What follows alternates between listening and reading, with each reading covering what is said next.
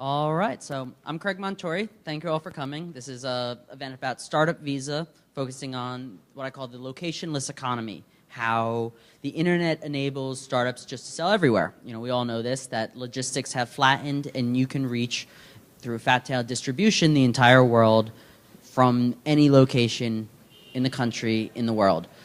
So what then does a local network add to the startup ecosystem, to individual startups? Why does it matter where you're located? That's what this panel will be focusing on, and it will be presenting a case that there's a need for the startup visa policy proposal. And who's familiar with startup visa? So the gist is that if you're a founder and you're not US born, if you're the next Mark Zuckerberg, you drop out of Harvard to move to Palo Alto for a house of hijinks and programming, you will be deported. You cannot qualify for any existing visas as a startup founder. The main one, the H-1B, the work visa, you need an employer, someone who's able to fire you. And as a founder, as an employer with no one above you, that doesn't work for you. And so the VC community, led by Paul Graham with an essay in 2009, called for a founder visa, a visa that if you founded a company, if you started growing, if you raised money, if you hit various metrics of success that the startup world knows, there should be a visa for you. You should be allowed to take advantage of the network of capital, of talent, and a culture of risk-taking here in America to continue to grow your company, to continue to create jobs, mostly for Americans, and to continue to expand the economy here rather than creating competitors abroad. That's the premise of Startup Visa. It's currently sitting in Congress, and other proposals have started to include the Startup Visa that will be probably discussed in January 2013. For tonight, we'll be talking about the need, that this is a problem, who this affects, and the value that this could add to the local economy. And with that, I introduce Lee Feynman, John Schuyler, who will be the moderator for this event. Hi, I'm John Schuyler, founder of Better Worlds and a science fiction author. And Craig here has been instrumental in setting up this fantastic event with what has turned out to be a lovely crowd. The discussion series that we run is called Immodest Proposals. And what we'd like to do, you can see that we have a panel here, but what we'd like to do is we'd like to make this more of an open conversation than your traditional panel discussion.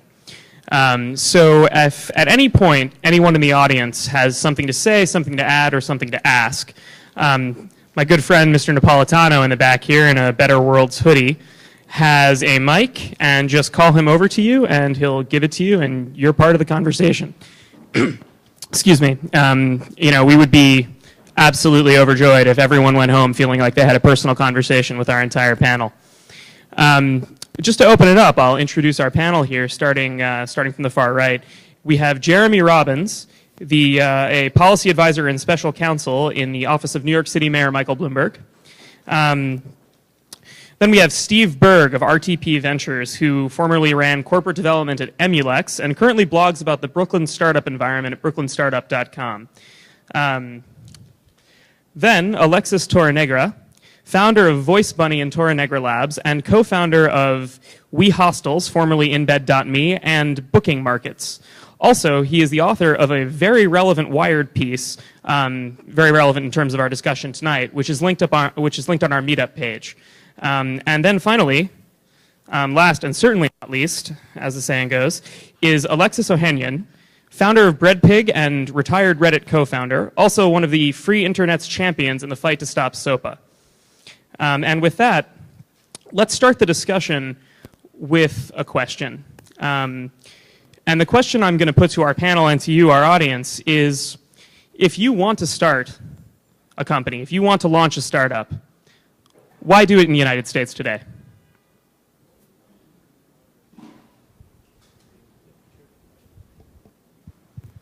I think there are a lot of very good reasons to start a company here. I mean, you want to be close to capital.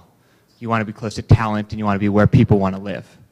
And so Craig's absolutely right that you can do almost anything virtually now. You could work from anywhere, but there's still a value to sitting around a table. There's still a value to be able to walk down the street and meet with investors And there's still a huge value to being in a place like this where you're actually sitting next to someone who's starting another company. And if you need a key engineer, you can look over in General Assembly and find someone else who's going to be that engineer. And if you need an investor, there are people coming through here all the time. And if you need a talent, someone has it. And so I think there's, and the reality is that this is where people want to come to live. I mean, this is still the magnet for the world's talent, which is a great thing for New York City, which is a great thing for America.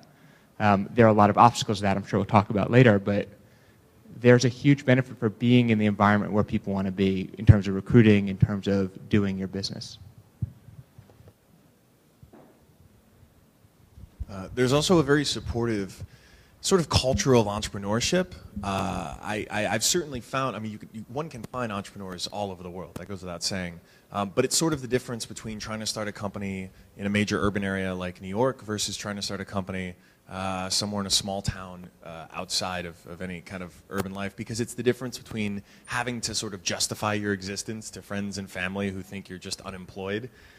Whereas if you find yourself in an area where there are lots of people who are doing startups, where I hate to say it, but where it's sort of more just generally accepted, it's a lot of positive reinforcement, and that combined with the fact that there are lots of other people who you might be sharing a subway with or a cafe with who are facing similar problems. It creates a helpful ecosystem.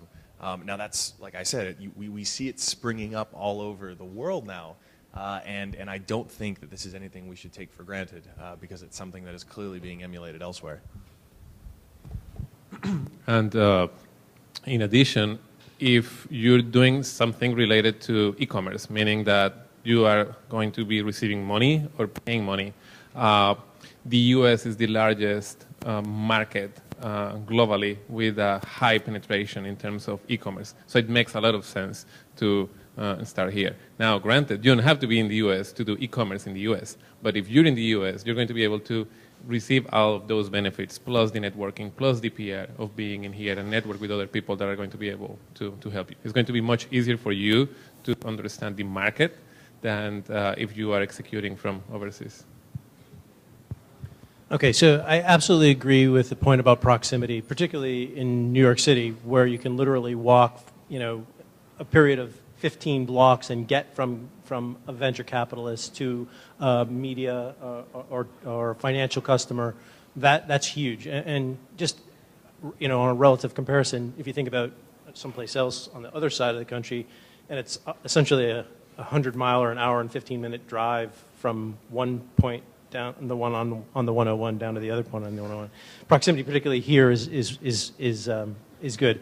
Second point about being plugged in, couldn't agree more. The idea that if you have a problem, that somebody else may have had that problem, that you can, get to that person quickly. You can interface with them. You can have coffee with them. You can kind of watch and iterate. Particularly, GA or Dumbo Startup Lab or whatever. You guys can see the problems that other people are having or have had, and get a solution much, much faster. The final point that I would make, the differentiation point, is I really think the thing that drives innovation most is a creative class. And that is artists, musicians, writers. Those are the people that are thinking forward or thinking outside. And to me, the innovation piece is the thing that really is the biggest engine of driving wealth, of driving creativity, of driving startups forward to be the next generation of whatever it is, whether it's e-commerce or whether it's data center, whether it's a better algorithm for search, or whether it's, Hadoop and MapReduce, whatever that is. That creative class, which, again, this particular town happens to have more of, is, to my mind, a huge driver of why you want to be local to some place. I actually have a question. I'm glad that you mentioned the creative class. I would ask a question to follow up, but isn't one of the advantages of having a locationless economy that you don't have a class? Like, you have the potential where anybody in the world could do something, and they have this magical thing called the internet that would enable them to be successful in those creations. So how would you think of creativity in those terms? Yeah, I think that when you think of locationless, that means that if you're in Des Moines, you can still start a successful business, right? You can still reach out to the rest of the world, and that exists for you. So that data point is on one side of the spectrum, and that's great. The idea that certain ecosystems become sustainable. That is the thing where creative class is a driver, right? Because that great company out in Des Moines, Iowa might get bought, or the founder might decide to do something different. That whole economy is gone, right? That whole whatever is gone. On the other hand, to create something that's perpetual, right? That's more than a movement, that's self-sustaining. Typically, that's driven by a larger ecosystem, which, in my opinion, and actually I think there's a paper on it written by, of all people, somebody at Stanford, about why New York, in particular, has been able to sustain its momentum, which being the creative class.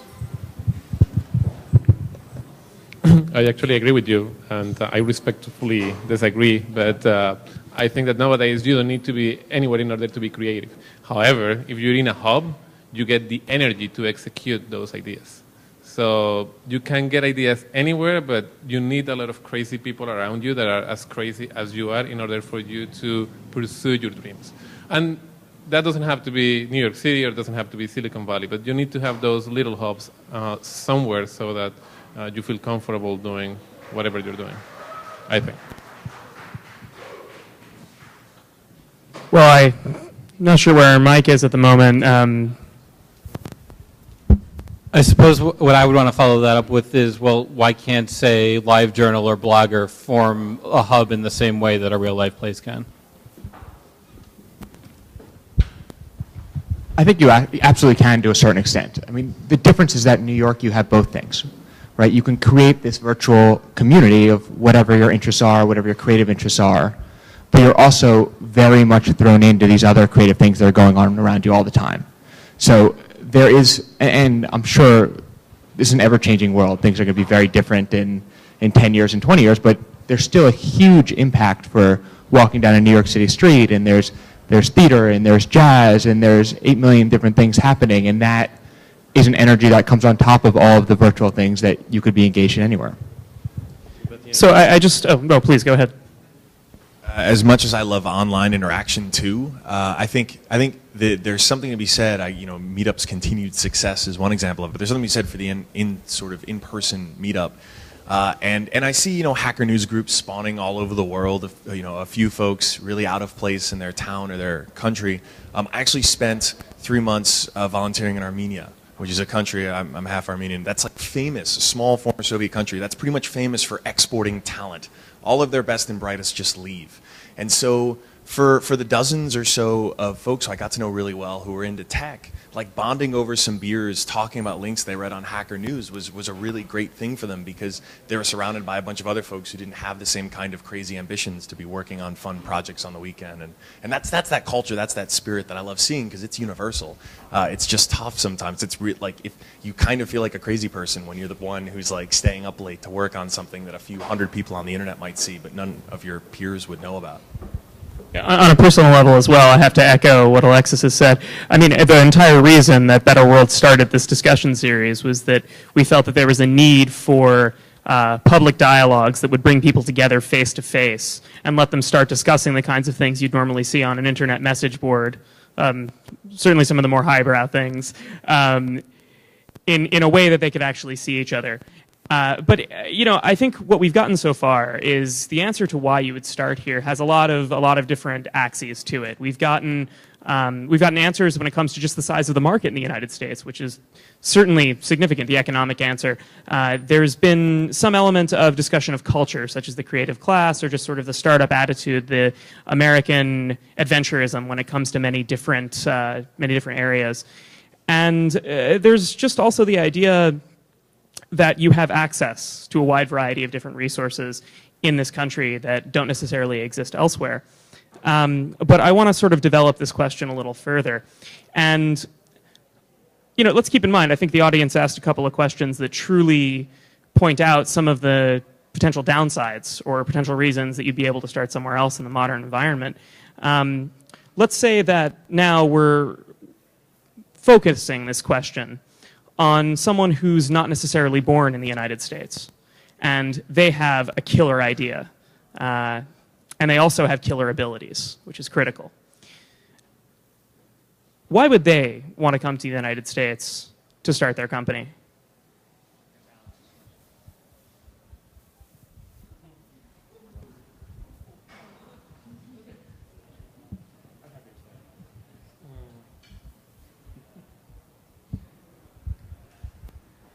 to?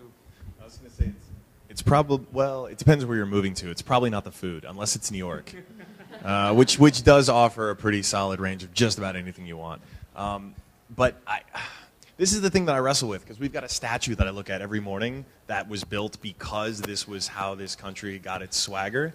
And I have to wonder how compelling that statue looks these days as other economies continue to grow and continue to rise, where there isn't, I mean, yes, this is a country full of, so many immigrants, but it's still not quite home. It's still asking a lot of a person to say, peace, everything I know, I'm going to try starting something brand new, not just a new company, but also a new life.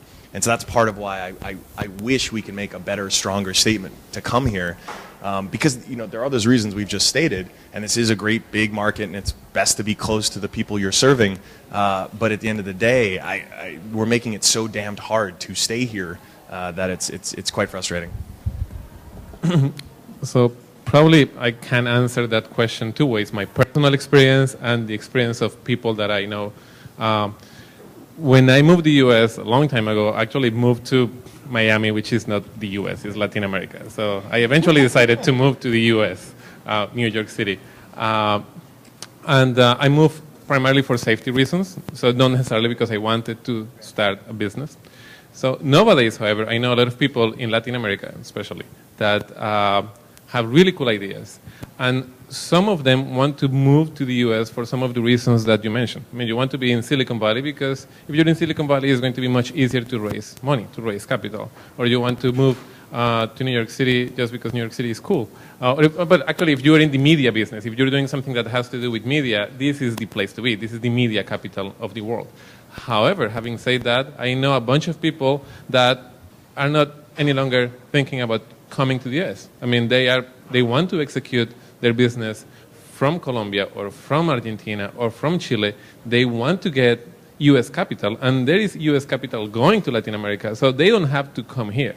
Now, they get a lot of the benefits that you get of the U.S. as a corporate structure because they can incorporate in Delaware even if they have never come to the U.S.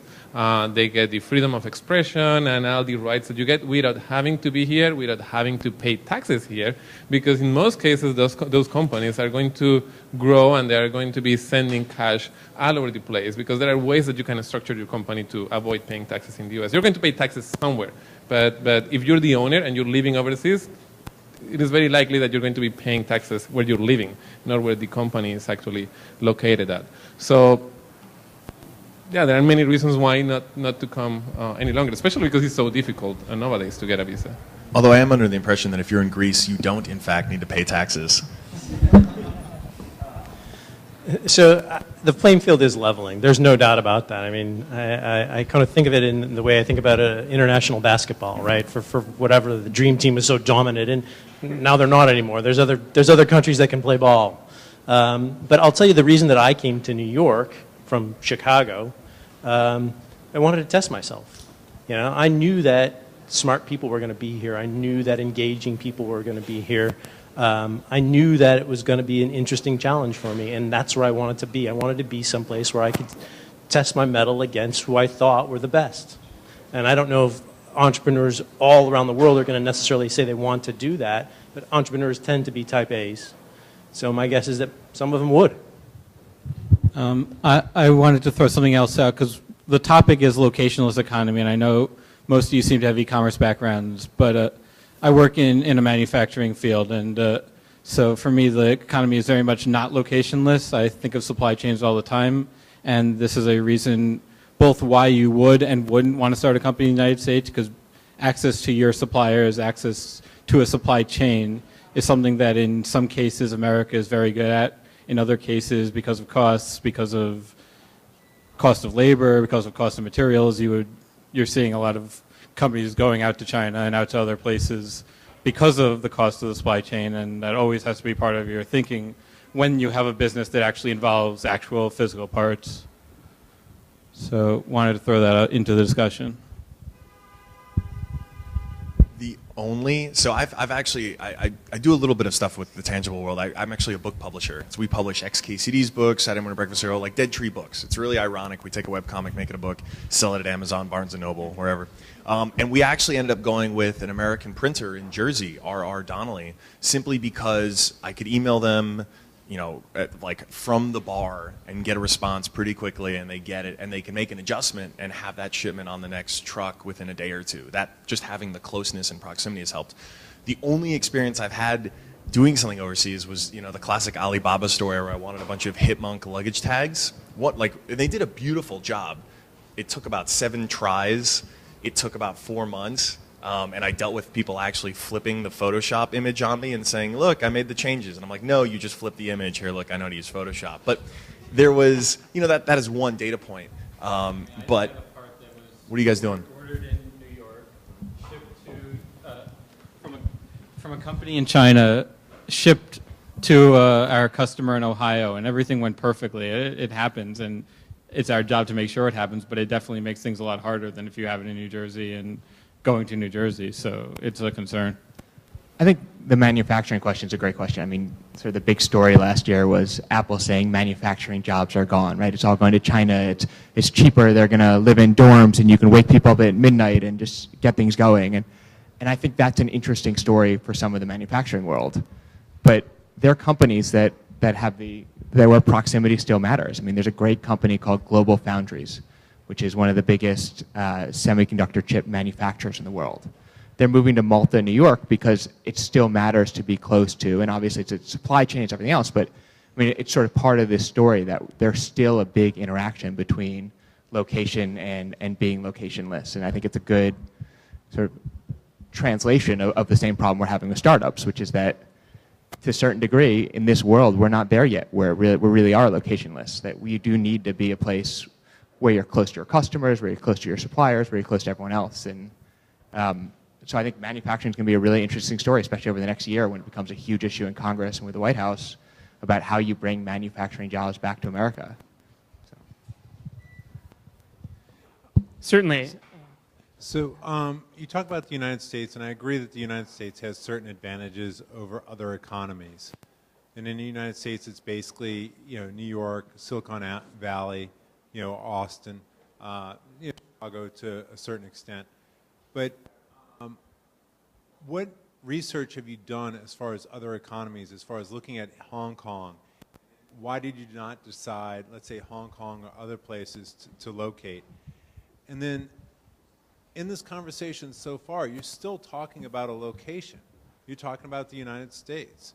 And really what you'd ideally like to do, I think, is to be locationless, not dependent upon a state. That your business is able to transcend those boundaries and not be limited by the regulations and the laws that are imposed, or taxes, et cetera, that are imposed by that state, but that you're able to insulate yourself from that. And given that argument, how would you go about doing that, or have you given thought to that? Like, what are the things that you would say would help you in that pursuit? Certainly not a small question. Well, the first part in reference to statistics, the US by far is the best in terms of the amount of people that you're going to be able to reach based on their e-commerce consumption and how easy it is to get to them. If you want to go to Europe, probably you only need to integrate with one payment system, but you have 15 different languages that you have to translate your website to. If you go to Latin America, you have one language, but every country has its own method that you have to connect to if you want to get credit cards.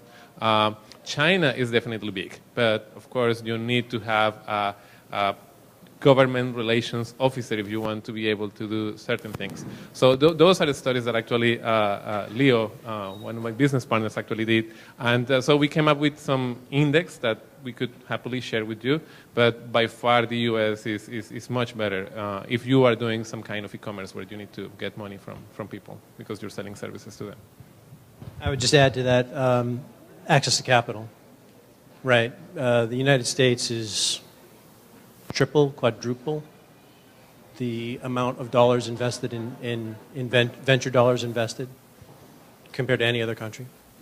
So that's one. But the thing that I would like to just push back on you a little bit is don't confuse where you're doing business with where you're locating, right? I mean, you ought to be able to do business wherever the sun's up.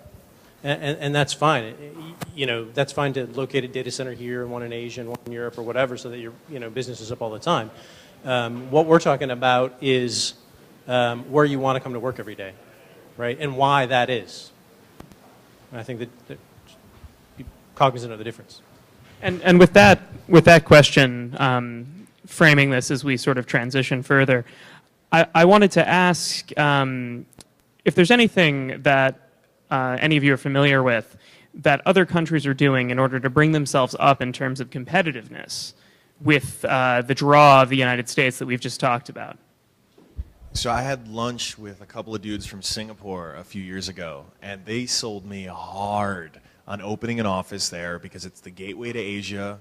Reddit's going to need development and expansion there. And they went so far as to say that the Singapore government would be willing to do basically buy one, get one free, where for every one developer that we hired, the government would match the salary of another. They were so keen on green investment. And he even said, he was like, listen, for your next company, if you want to come to Singapore, we'll hook you up, we'll give you capital, you don't have to give up any equity for it.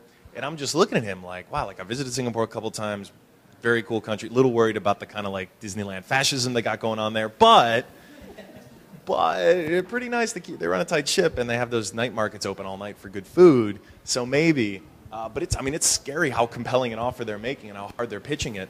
And then I look back home and it's like, come on, guys, let's do a little better here. And Singapore's not alone. I mean, so if you look around the country, in Chile, they'll give you $40,000 in startup capital. In the UK, they'll let you come in before you have any capital, and you have 6 months to find capital in the country. Australia, Canada, I mean, countries around the world have startup visas. They're giving incentives. In China, it's not for foreigners, but if you're a Chinese student in the United States and you have special talents, the Chinese government will give you $100,000. They'll give you residency in Beijing. They'll give you access to incubators. They'll give you housing to lure their top talent back. They have a national talent development plan. And I think that's an area that in the U.S., at least at a federal level, I mean, at a local level, there's some very good programs. So New York City put up some of the money to fund General Assembly. I mean, and now we have General Assembly, which is a great thing for New York City and the startup scene. But certainly at the federal level, there are huge barriers to coming and whether you're foreign or not, to starting your business here. The only thing that I would say is regulatory environment. Internationally, the things that they're doing with their regulatory environments to level the playing field seem to be far outstripping at the moment what the United States is doing to foster economic development, particularly for the small business. Yet somehow we're still managing to stay competitive. But frankly, I think that is someplace that really needs a lot of work and needs a lot of leverage from people in this room to say, this isn't right, and we are going to take our ball and go someplace else if we don't have properties zoned in balance between residential and commercial, so I can live within a couple of blocks where I'm working, that we don't have tax breaks for companies that aren't earning money for the X amount of time, so that the things that startups need to kind of stay alive for their first 18 months until they kind of become valid are being taken care of. One of the things that I'm noticing kind of underpins all of these comments on foreign countries is that they all seem to have characteristic nimbleness, perhaps even a legislative nimbleness, that allows them to offer tremendous incentives in response to a global economy that's changing rapidly. And I think that may actually become a theme in terms of what we talk about this evening. What Steve is saying, don't correct me if I'm wrong, is that the United States has in a way failed to respond to some of these incentives being offered by other countries. And that's, I don't know if that's the fundamental problem, but I do want to kind of draw light onto that. Yeah, I think that's absolutely right. I mean, if you look at just over the last 18 months or so in the UK, they've implemented a council of economists who come and they look at the professions they need in their workforce, and then they tailor their immigration law accordingly. If you look at Canada, they let each of the regions say, all right, we need this type of workers for our economy, and then they tailor their immigration laws accordingly. We have nothing like that. I mean, our immigration system hasn't really changed in about 50 years. So we've had a few somewhat cosmetic changes, but there's been the basic structure of it, which is not economic based at all, is virtually identical to the way it was in 1965. It looks like one of our audience members has something to say. I'm an Australian co-founder of a startup, and I have another Australian co-founder as well. I've been doing a PhD for the last 18 months, and my co-founder's a lawyer, and we've bitten the bullet, and we've just come out to San Francisco to meet some investors, and we're here in New York to meet some investors, and we leave again on Saturday, and we head back to London where our startup is based. So we face exactly the problems that you guys are discussing here, and that's why I've come along to listen to what you guys have to say about it.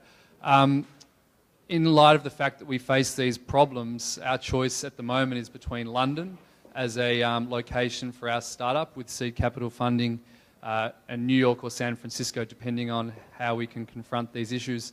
I was wondering if you guys had any special insights into London as a startup. Do you think that it has the culture of entrepreneurialism?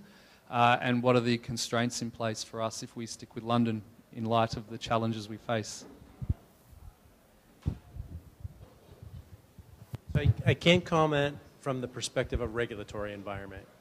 What I can comment on is buzz, particularly as it relates to venture capital.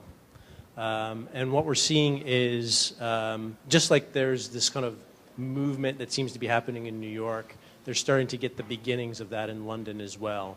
Firms are starting to open up offices there, large firms. I was at a thing earlier tonight, law firm S&R Denton, and he's like, yeah, I'm there in London for a week just so that I can find out who this ecosystem is, so that we can get closer to it, so that we can know what's going on. So absolutely it's being marketed. Absolutely it's being written about. The follow-on associated with that is up to the government. But the very beginnings of it, the seeds, are definitely being planted in London right now. So is there anything else on that? I want you to betray your Commonwealth sympathies. I've never done a startup in London. Lived there for a little bit, visited there. Very nice. Everything's on the wrong side, but I got used to it. I think New York, for all of its growth and all of its maturity, we have not yet seen even the really beginning of New York as a startup hub. We still haven't seen any massive exit. We haven't seen something where people go, holy shit, I use that every day. They're a New York startup and they just got bought for $1 bajillion. Like it's sad that it's that petty, but that sort of thing says, all right, New York, one more stamp of approval for the city.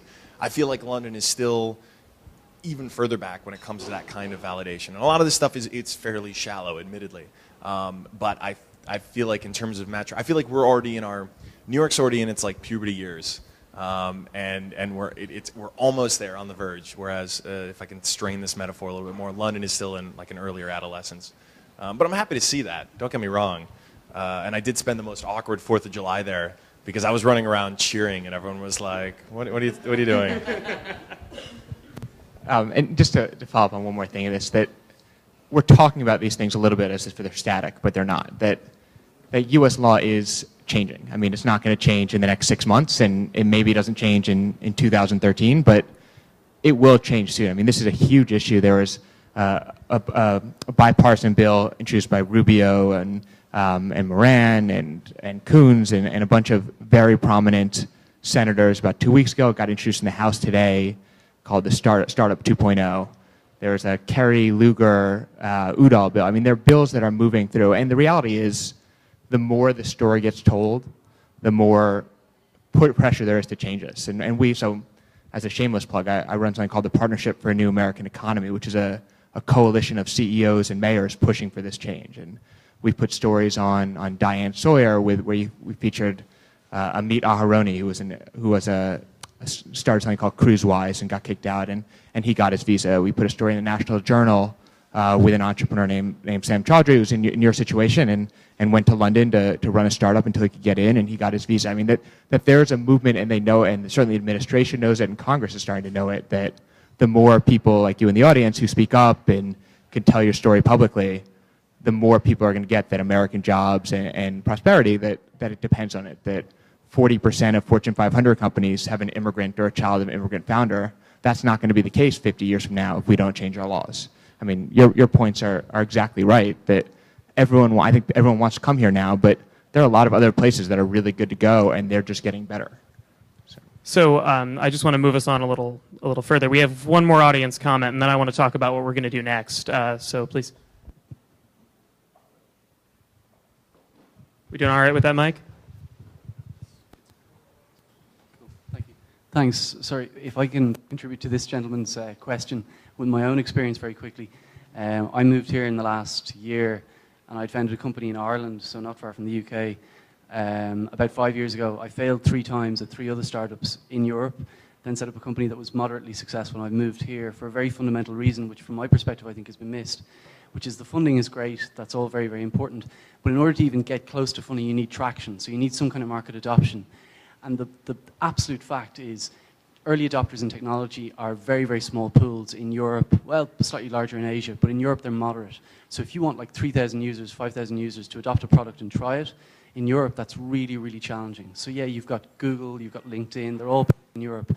But getting 5,000 people to try your product the way you would here is virtually impossible. And to prove that point, I started a product 3 years ago in Europe, it failed.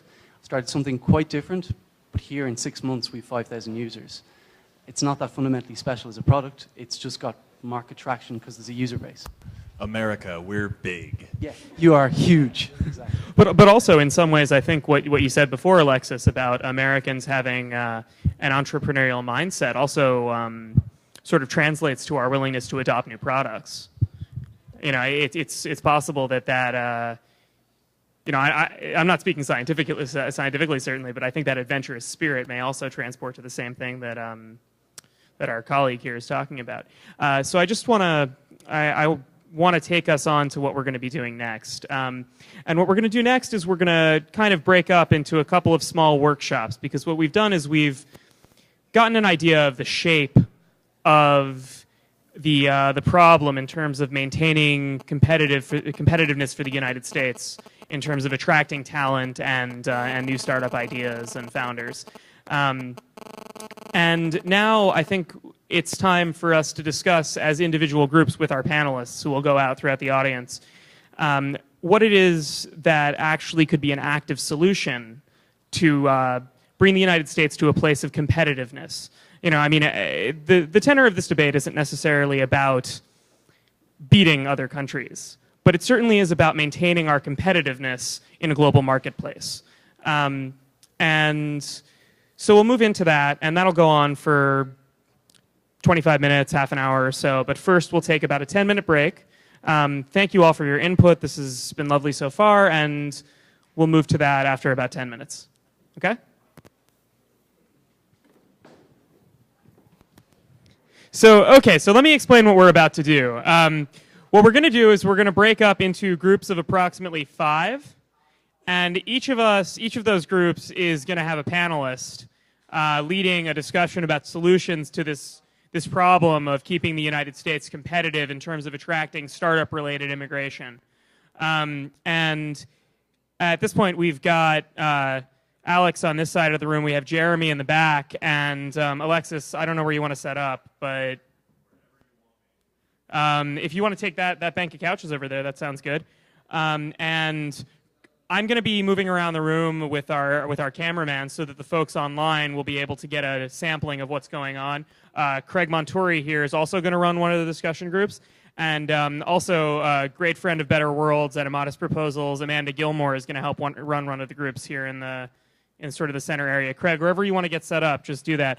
And if we could try to keep it to like 5 to 8 people in each group, that would be cool, just so that it's, you know, everybody gets a chance to have their voices heard. So please go ahead and gravitate towards people, and it'll be chaotic for a second at first, but please find a group. Okay, it looks like we've got groups forming to some degree. Yeah, we certainly do over there. Okay, so I just want to give some sort of brief guidance to what we're going to try to do with these groups. And the ultimate goal here is to take a look at some of the problems. We talked about what would attract someone to the United States to start a company, what things other countries are doing to remain competitive. And the real question we should focus on is what can the United States do at a governmental, a cultural, a federal, state level that the folks in the groups find most compelling to remain competitive in that marketplace. I don't want to provide too much dictatorial guidance here. So with that, let's start the discussions. And just leave yourselves all with the question is, how do we stay afloat? And we'll take it from there. Okay. I'm here with Craig Montori, who is the principal, the director of PolitiHacks, which is an organization focused at making politics work for startups.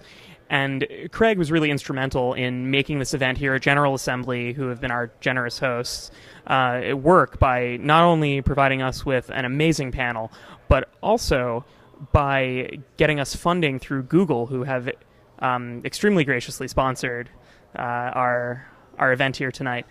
And while our groups are sort of getting up momentum with what they're talking about, I wanted to ask Craig about one of the solutions that his group, PolitiHacks, is working on to this attracting immigration issue. So, Craig, it's my understanding that you've been working on a variety of different ways of attacking this problem. So can you tell me a little bit about what you've been doing? Right. So, first of all, there's one really core provision, and that says that since there is no visa right now for startup founders, we should create one. And the way to accomplish this has been through any means necessary. That there's a bill that's a standalone bill. That's the Kerry, Lugar, Udall Senate Bill 565. And that bill just says this is a startup visa bill. It creates a startup visa. However, in terms of the general immigration debate, that's seen as too narrow. And as a result, what we've been pushing, the strategy has pivoted, and to use a startup terminology, we're looking for something that gives greater returns, makes broader progress. And so the latest thing that's been introduced last week and then in the House yesterday is called the Startup Act version 2. And it contains, on immigration, a startup visa, a green card for technical graduates in advanced degrees, a changing of the system, a small technical fix that says China and Luxembourg really shouldn't have the same number of green cards available. Let's make a single line. This bill, as far as we can tell, already has an opportunity to have a broader base of support.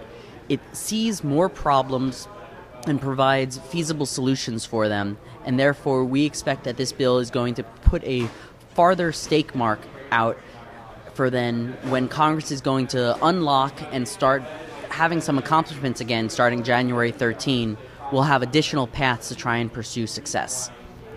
Okay, and just to help people wrap their heads around the idea of why we would want some kind of immigration reform for startups, let me ask you this question. If I am your average American, what advantage does the idea of a startup visa or of startup-related immigration reform bring to me? Consider Mark Zuckerberg. Consider Facebook. 3,000 jobs. If the next Mark Zuckerberg, if she was from, England or Canada, she drops out of Harvard, right now she gets deported. Those 3,000 jobs, none of them would be created here. The average American would maybe be able to benefit from Facebook, the next Facebook, if she were to succeed outside of America's networks of talent, of capital, culture, risk-taking that aids success. But they would get none of the benefits of the economic growth. They would see a competitor being created abroad to compete with American businesses. And just in general, the economy wouldn't grow by these benefits, by the growing companies being created abroad. So what you're saying is essentially there is actually a self-interested case for startup-related immigration reform for the average person because it will create jobs in the United States. Definitely. Let me tell you another story. Facebook has had 68 visas turned down this year on H-1B. As a result, there's this one story that Facebook COO Sheryl Sandberg said, that there was a A-list talent from England. He was unable to get a visa here. So they moved 9 jobs over there directly to be a team around him because he was that crucial. Now that there's an office in London, they had to hire a janitor. They had to hire someone to give supplies in, of food, of drinks, of making sure that there was a setup for a lunchtime, for dinner. All of this indirect economic growth now is going to even non-technical people, everyday people who are just providing the services that if you're worried about the average American maybe doesn't know how to program, they're still going to benefit if those jobs are here and not abroad. And, that's one of the things that's easy to forget is that there are so many people who support a healthy office and a healthy business that don't necessarily contribute in a direct way to the product. Right. The famous story with the Apollo program is that everyone at NASA made it happen, including the people that were sweeping the floors. And that's something that is a true story of American go-getter spirit. And in bringing these companies here, what you're communicating to me is that you're putting us in a position where that kind of go-getter spirit can be extended to people at all economic levels. Let me extend that, bringing companies here. A lot of times we're not even talking about bringing companies that were created abroad here. We're talking about 2 people across the hall at UCLA, at USC, at the University of Iowa. One happens to be from Germany. One happens to be from Iowa City. These people connect, have an idea, turn it into a company. These are American education system, foreign-born, mixing and mingling with Americans and deciding that this is going to be the future of whatever industry they decide they want to disrupt, that they have an idea and an execution. So we're not even talking about bringing companies abroad. We're really talking about not kicking companies out. Amit Aharoni, we had him on, Diane Sawyer. He was Stanford MBA. He's Israeli-born, and he was kicked out of the country after creating 9 American jobs in San Francisco, running his company from Vancouver via video conferencing. The ludicrousness of this was such that the Immigration Service just had to reverse themselves and allow him in. And they're up to 13 jobs now, 6 months later. That's truly fantastic, and thank you, Craig, for the explanation of this solution. I think what we'll do next now is we'll go and start moving around the room to hear some of the other solutions that have been brought up in some of the discussions that have been going on so far. And I think it was Jeremy Robbins' discussion that started off the most quickly, so we'll head over there briefly.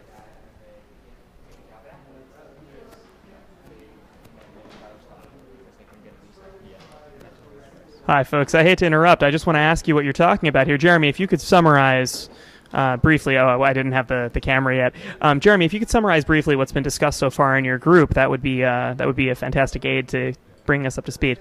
That's a heavy lift, but sure. I will take direction.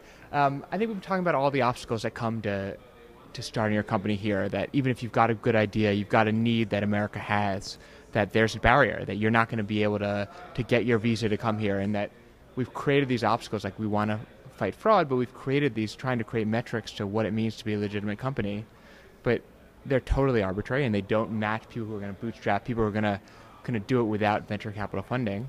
And then even when you apply, you run to the situation where you have people on the ground who are going to arbitrate your visa application who have no sense of what it means to be a startup. So you have a system that's sort of set up to make it difficult to bring your business to the United States. Is that fair? Was that even close to what we talked about? So here we have in this group really talking about the obstacles that are set up in the way that the government interacts with business that make it harder for startup founders to come to the United States. And I'm curious, I know we have several founders in this discussion group. I'm curious if any of you have run into any of these obstacles in the course of your day-to-day operations. If anyone wants to jump in. I don't know, talking on the record about it. Oh, you don't want to talk on the record? Okay, that's fine. Anyone? Yeah, the visa problem is the most difficult problem of all. You know, you want to start a company here, if, like Jeremy said, you're bootstrapping, and you can get a visa. It's so difficult. Well, I mean, as we've just heard from Craig Montori, this visa problem is certainly something that's trying to be attacked by a variety of different agencies and non-governmental organizations. And it sounds like that is really the major obstacle when we talk about this obstacle-oriented attack on the problem. Thank you guys for summarizing what you've got so far. We really appreciate it. Please get back to the discussion. Don't let us interrupt you. And we may be back a little bit later. Hi guys. I hate to interrupt, but what we want to do is we want to kind of give a summary of what's going on in the groups to the folks watching on our live stream. So Alex, if you could just briefly summarize what's going on in this group, what's been discussed so far as sort of the solutions-oriented part of the discussion. Actually, you had a really great idea. I think that she deserves the credit in here in reference to what we have discussed. Okay. Don't take the mic. You want to ask me? So a lot of things that we've been discussing is that if we were going to allow sort of a more open immigration policy, what would be the process for evaluating whether this person is a legitimate entrepreneur or somebody just trying to game the system, come here and then do whatever it is they're doing? So that's, I think, the main objection to sort of a more open immigration policy. And we're just trying to discuss ideas about how you set up sort of a system to make sure that real entrepreneurs get in and sort of fakes do not. And I'll tell you guys, that's something that's being discussed in some of the other groups as well, because what's really been coming up is that there are a lot of governmental obstacles to coming to this country. And one of the things is the definition of a viable company, of something that's actually worth governmental attention. Asylum for entrepreneurs. You got to come in. The idea Amanda had was this of asylum for entrepreneurs, where if you could argue that you had faced obstacles towards starting a company in your country, then that would be an application paradigm for applying to get a visa to the United States to try to start a business here. Entrepreneurial asylum, that is a fascinating concept. It's truly something that I personally have never thought about before, but that really frames it in a new point of view, because in some ways it can be just as difficult to get by in any country if you can't make a living because of the difficult business environment than if you can't make a living because you're being persecuted. You may still starve or experience other physical problems one way or another, and that's an excellent point. Alex, do you have anything you want to add? Well, apart from the entrepreneurial asylum, which I actually love the idea, it's also going to the basics. It's not only about allowing entrepreneurs to come to the US, it's about allowing people that is going to probably bring more to the economy than what they are going to be taking away from the economy. So one of the ideas that I also liked a lot is if you can get a company to hire you in the US, that should be your visa. That's it. And now, of course, the quota system that you have right now makes it really difficult. But if we can get rid of that quota system and simply allow people to come freely to the US because they got a job, that should probably also help entrepreneurs. Now, entrepreneurs might have to first get a job, and then they might start their own business. But if you're good enough you probably need to be good enough to find a job if you want to eventually be able to be an entrepreneur as well. So that's the other idea that we have. And that's quite an important point, is that right now the way that it works is not that you get a job and then you get a visa necessarily. What happens is you get a job and you have to prove that you're adding something to the American economy that isn't necessarily available here, and that's how it works right now. And that can be a significant obstacle for someone who's trying to, say, get a job and move on to some bigger and greater thing that will become a really vital contributor to the American economy. The amount of visas that you can get that way is very limited, so usually you have to wait up to a year, and they actually run a lottery, so that only a few people actually get the chance of staying here. Yeah, that's also a vital point. Is there anything else that any of the... I just want to say it's a weird place that we're in as a country where I think the entire implicit premise of the discussion group so far has been that we're already very competitive, and the only thing we have to do, or the most important thing we have to do, is just find a way to let more people in. I mean, that's a tremendously fortunate problem to have. There are so many places that would love to have that kind of a problem where people are knocking down our doors to get in, and gosh, it just seems like it should be such an easy problem to solve. Why can't the United States do it? That's a great question, and we'll see if we can get to some answers as to how we can do it later tonight, because Better Worlds in general tries to spin things in the way of making them positive and finding solutions. And that's what these groups are all about. We're going to head over to Alexis's group now. Please return to your discussion, guys. It sounds like it's being very fruitful. And then we'll bring it back in a little while, and we'll talk about this in the full floor. Thank you. Sorry to interrupt you guys, but we just want to try and help the folks who are watching our live stream get some idea of what's being discussed in the groups. So I just wanted to ask Alexis if he could give us a quick summary of what you guys have been talking about in this group. I'm not going to hand it to you just for interviewer etiquette's sake. Sorry about that. We've come up with the perfect solution for getting startup visa passed through Congress. I'm just kidding. Really? Yeah, there's so darn. No. But we've identified a bunch of reasons that seem like they would make sense to a bunch of reasonable people. Unfortunately, the people who are in office right now are not always behaving reasonably. And then just trying to figure out what makes America so special. And the latest question was about whether or not the values of the country that an entrepreneur would start in would matter, and whether or not they make a difference. I think there's a reason why you still don't see many American entrepreneurs fleeing to go start their, you don't hear a lot of stories about Americans saying, finally I was able to start my company in Canada, or finally I was able to start my company in Germany. And those are very wonderful countries to live in. But there's still enough of a reason, and there's still enough momentum, frankly. It really is a big change to imagine starting a new life in another country. And that goes both ways. It's just as weird for a German to have to start a new life, or an Australian to start a new life in America. It's weird. Your friends, your connections, your culture, your heritage, it's all gone. Granted, you can still probably find a good pub and connect with some other Aussies, but it's a big shift. And so I think for the time being, so long as we don't have Americans fleeing in droves to go start companies in Canada, that's great. But the bigger issue that just frustrates me is we don't have enough Canadians being able to come here and start those companies, because that's for a century that has been our secret sauce as a country. And I think the sinister part is that this isn't a short-term thing. This is a longer-term thing. And when I look at investments that I've made in my portfolio companies, I get excited when I invest in immigrants, second-generation, third-generation immigrants, because they have a little extra hunger to them, a little extra hustle, because they grew up in households where their parents were probably struggling, or their grandparents were struggling to adapt and go through all those changes. And so when I'm not so much, I'm worried about in the short term, but I'm worried about our competitiveness now a generation later, because there is a bit more complacency, and because we haven't been able to basically brain drain the rest of the world. Now, what I love here is that we've attacked, in this group, the problem from a totally different angle. Just to let you guys know, what's going on in these other groups is primarily what's being talked about are legal issues. But here you have a deep-seated cultural problem with changing countries as part of trying to start a business.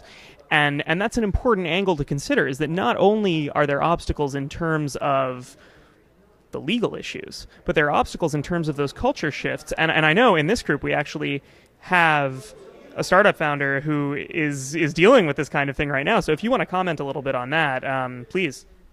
Yeah, sure. It's definitely the reason myself and Mark, just over here, he's my other Australian co-founder that I mentioned before, that we've come along tonight, is this is exactly the issue we're facing. We've got an 18-month-old company that's a UK company, and we're meeting a VC fund here in New York tomorrow. We're in Silicon Valley last week to meet some investors. So it's a big decision for us is where we base ourselves. And if we can overcome this problem, we know we would love to base ourselves in America.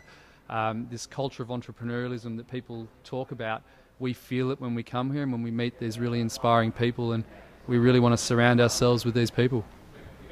It's great to hear that, because that really does sort of bolster the confidence, at least for me, in terms of what there is to offer here. And does anyone else have anything they want to add that's been mentioned in the group that necessarily hasn't been touched on so far in this little interview? Then thank you all. I'll let you get back to your discussion, and pretty soon we'll rejoin for a full panel, and we'll get some crosstalk between the groups. Thanks, everyone.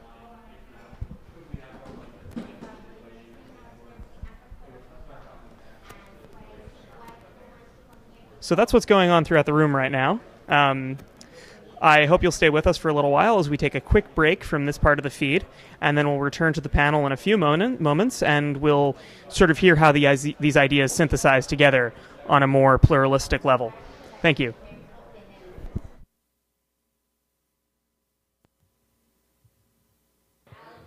All right, I think we're going to wrap up the individual discussions and come back to something of a more open forum here.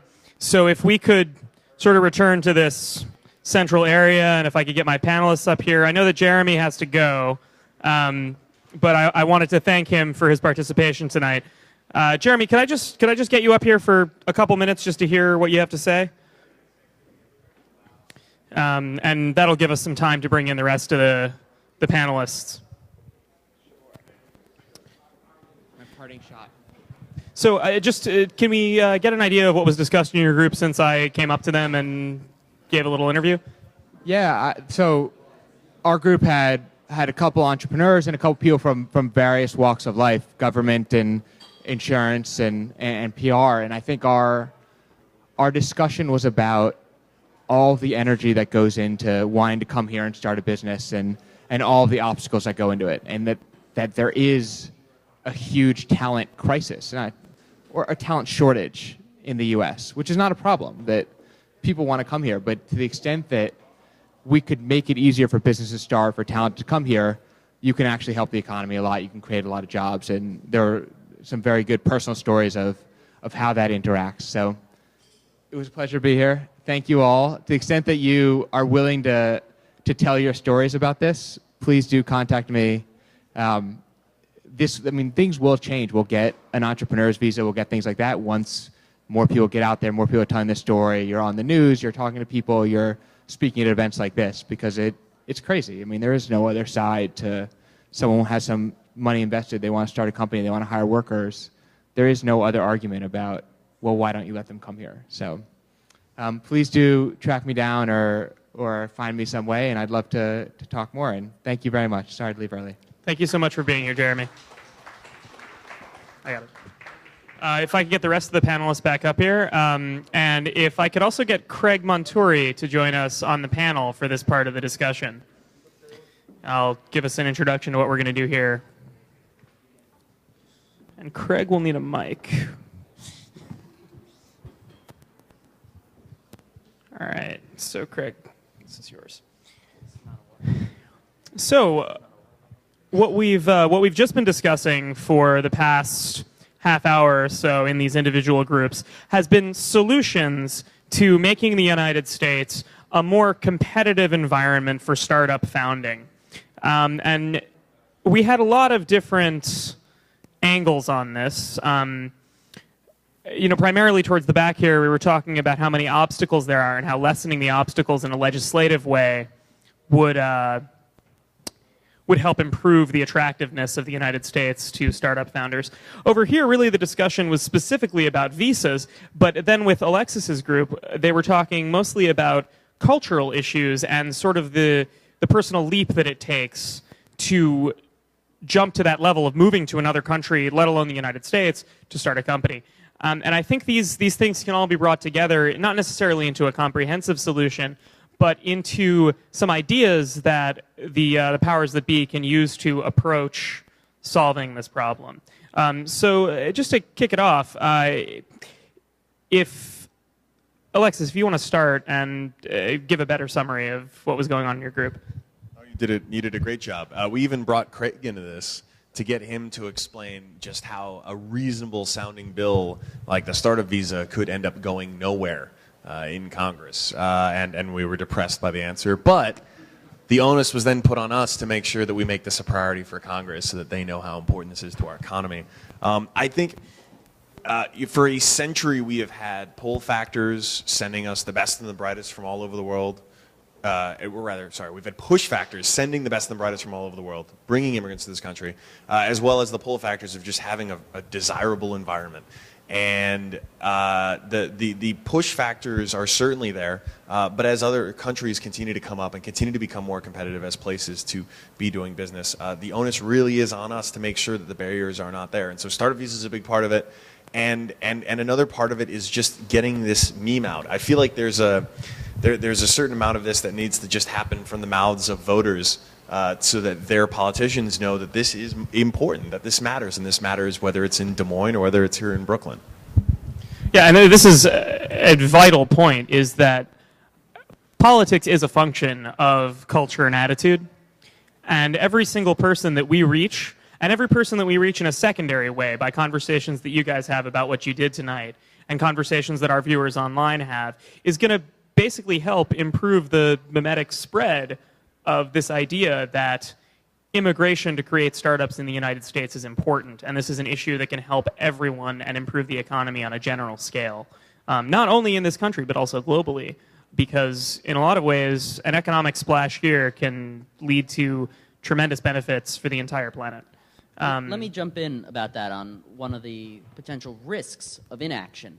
I'm an aerospace engineer by training, like Lee from Caltech, and there is this bill, there was this bill that was passed in the 80s called ITAR. It was to control missile technology transfer. This tended to get down to the level of individual valves that could be potentially used in missiles.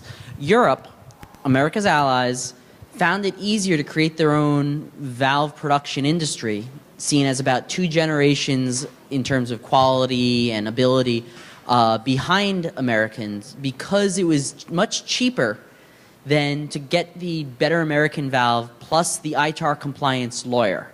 And so what we're starting to see now with something like Startup Chile, which is a $40,000 6-month grant from the country of Chile, no strings attached, you just need to be there doing your startup, or Blue Seed, which is a proposal for a ship 12 miles off the coast outside of the international water in international waters, that we're seeing the creation of parallel networks that will provide value add, that if we don't change what we have as the current laws now, these parallel networks are going through the easy end of the learning curve, that they're going to catch up and become competitive with us. We're way ahead right now. We can stay ahead, but right now Startup Chile has been accepting 35 to 40% of their incoming class each cycle as U.S. educated. That's actually fascinating in a lot of ways. One thing I just wanted to remind the audience, as I know as the event goes on, it can become sort of easy to sit back and realize that, and forget that you're really active parts of this conversation. So remember, at any time, if you have something to say, please just signal John at the back and join in. Alex, do you want to talk a little bit about what was being discussed in your group? Can you guys hear me properly? By the way, I hear a lot of echo in here. So our conversation was more philosophical, I guess, rather than practical. The migration system that we have right now was inherited from the 1800s. When a lot of Chinese immigrants were coming to California. That's when the quota system was set in place. And what we have today, it's really an adaptation of laws that were passed a long time ago. So even though efforts like Startup Visa are definitely good, probably the solution needs to go more in depth and see something from scratch. What's the kind of people that the U.S. wants to attract? And what kind of tests or what kind of policies you have to set in place in order to attract that people to the U.S. Something that I wanted to add that Gisela brought up, and one of the reasons that people in the future, and even nowadays, they don't necessarily want to move to the U.S., entrepreneurs, is because the same way that you feel patriotism and nationalism in the U.S., they feel that in their own countries, and they want to grow their own startup environment. So for many people, I know that for many Colombians, I'm a Colombian, when you leave Colombia and you move to another country, you feel bad to some extent because you're leaving behind that ecosystem and you are bringing your knowledge to another ecosystem. So many people that do love their nation a lot prefer to stay there because they want to push that ecosystem, and they're going to be able to do it. They are going to be able to make it. So whatever we do in the U.S. in order to remain competitive needs to keep that into account. It's not only about offering more opportunities or taxes or stuff like that. It's also about how to make people that come from other cultures feel that these can be their nation as well, and not simply a place where they do business. And I think we see that within the U.S. too. I was telling Alexis about this one startup, Dwala, which is a funds transferring. It's like PayPal, except it's even more radical in how it treats the banks. And they took an investment from a VC firm right across the street, Union Square Ventures. Now, the founder said, you know, I understand you want us to relocate to New York to be near the portfolio companies. I know that a lot of people will take us more seriously if we're in a big startup hub, but we're really committed to Des Moines in Iowa. We're not leaving. We're going to be we may be the top, and we may have less value add because that there's no one above us to really mentor us and to learn from, but we're really committed to being that initial person that really sparks economic growth here. And I agree that there's just a lot of local patriotism, state patriotism, national patriotism that communities can take advantage of, regardless of where the people come from, but just because that there's going to be someone within that founding team that says, this is home. Well, there's a... Oh, sorry, do we have someone from the audience? Oh, please.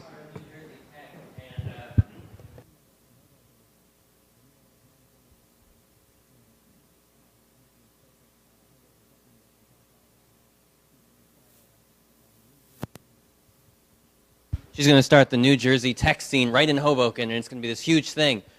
And I guess because it's like a 15-minute path ride to Hoboken, so it's kind of hard to think the purpose of it. But still, they want to do it, and they're, you know, it's a big part of Hoboken.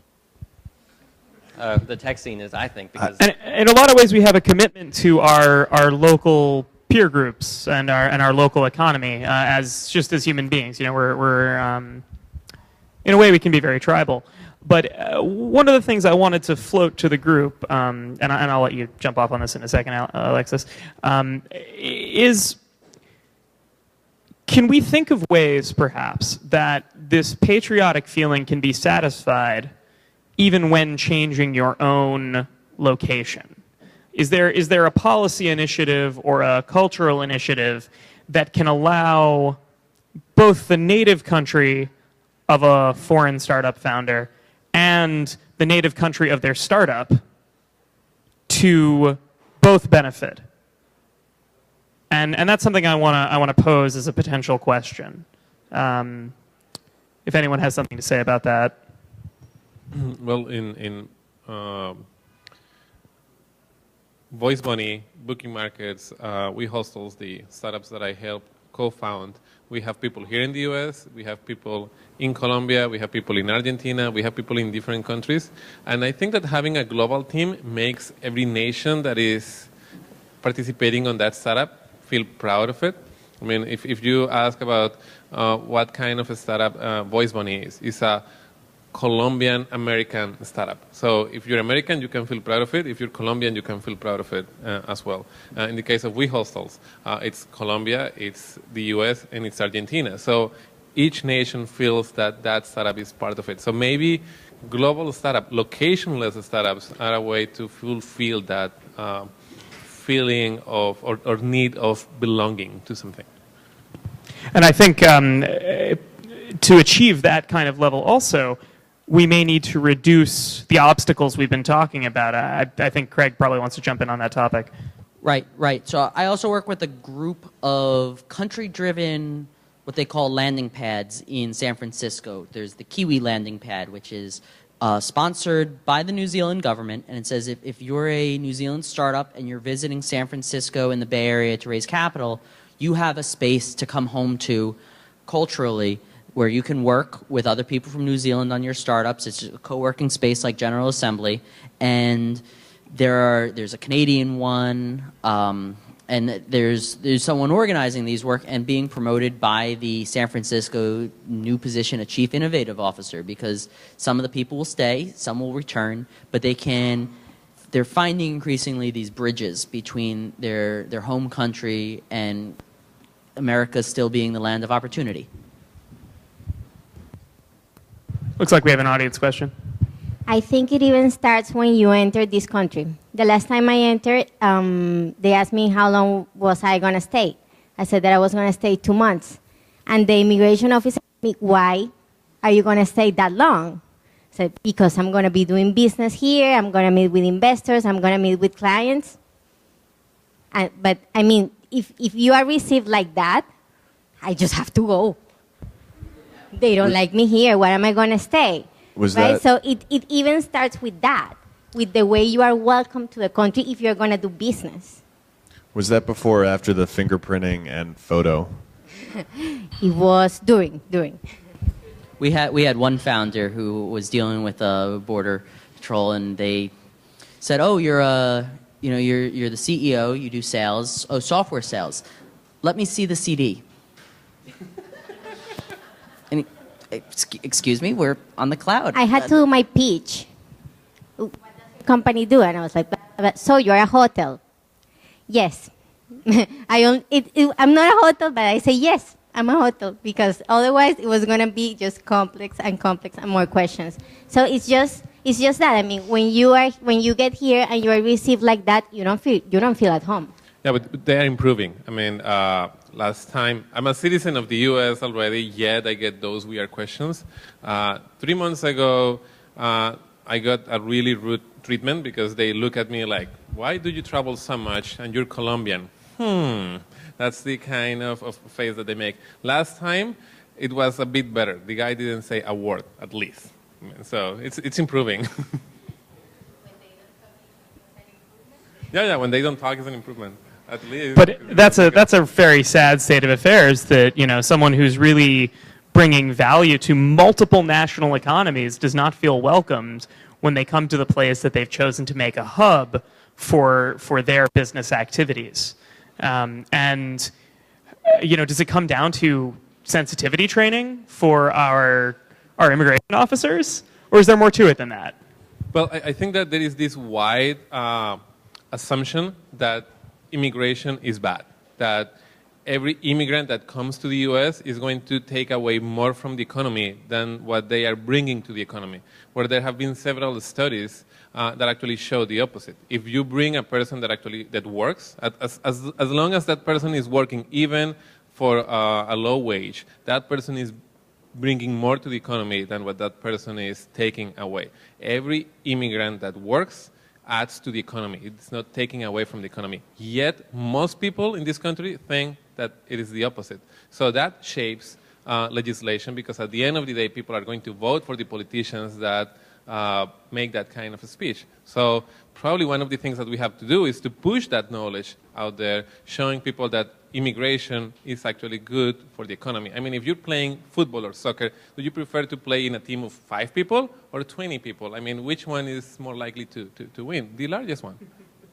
And it's true. In a lot of the discussion on immigration in this country, one of the things that never comes up is that immigrants need things too. And need is a vital aspect to the economy. Sure, people are concerned that individuals will come to this country and take jobs, but it also makes jobs because this person needs to be fed and clothed and housed, and that takes a serious supply chain to achieve. So that's a vital thing that doesn't often enter the discourse. Does anyone have anything to add on that?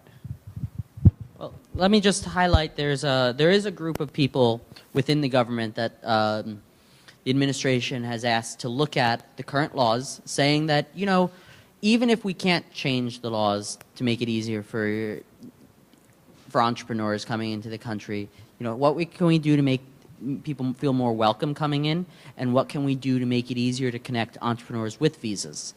And so this is a group of entrepreneurs and residents, 5 people from the private sector, 5 people from staff within immigration, and they've been working nearly 90 days now since early March, being tasked saying, working within current law, what are some red tape chops we can make to create pathways that make it easier for people like you? And look for their report that should come out and be very interesting and hopefully a big positive. If we could actually get first from this lady here on the couches. What you were saying, I mean, I think it will be great if if people can actually contact them and give ideas, because it's really, it's a matter of the everyday stuff that happens, like not being welcome and, yeah, I mean, so I don't know if they do accept ideas. We'll have a form that goes out to all the RSVPs to let you do that, Okay. including people from the Small Business Administration who are also interested in the topic. Jeremy also wants to hear stories, and a few Senate staffers have expressed interest in being able to justify that, yes, if we're putting these bills forward, the more stories you have to show the value that people like you guys are adding, that makes their case for the law stronger too. So more than happy to send that. We'll be sending that around. On that note, just let me add that if you're a GA member who has stumbled upon our discussion, of course, we're very happy to have you. But if you're interested in contributing to this ongoing dialogue, the group page is Immodest Proposals NYC. We're a meetup group, so you just search meetup for that, and that'll hook you in with Craig's group and all these, different people who are interested in hearing your stories.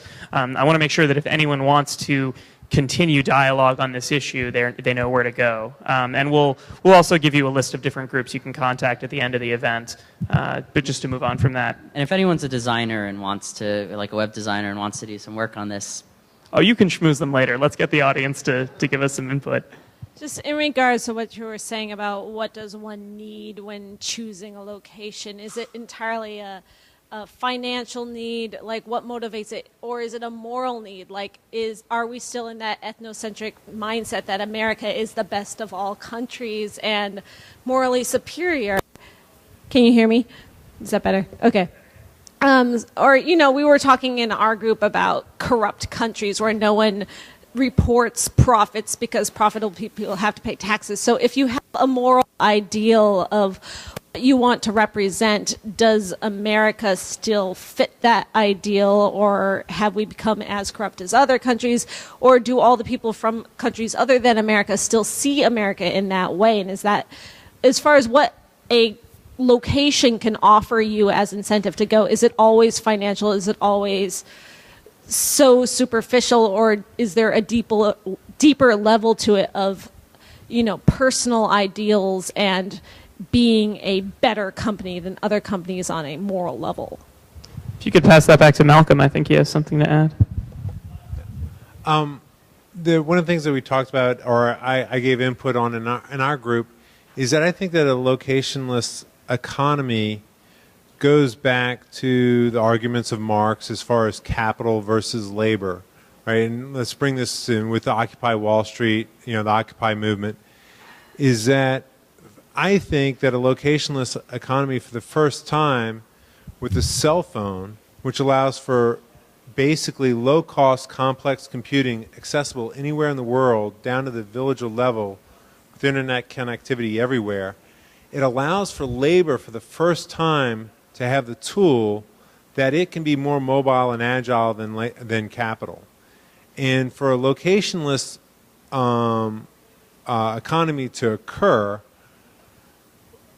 labor, Marx talked about it as far as a proletariat and a bourgeois. The proletariat eventually wants to become the bourgeois, right? And we all do. It's like, what our dreams are to prepare, to take care of our families better, etc.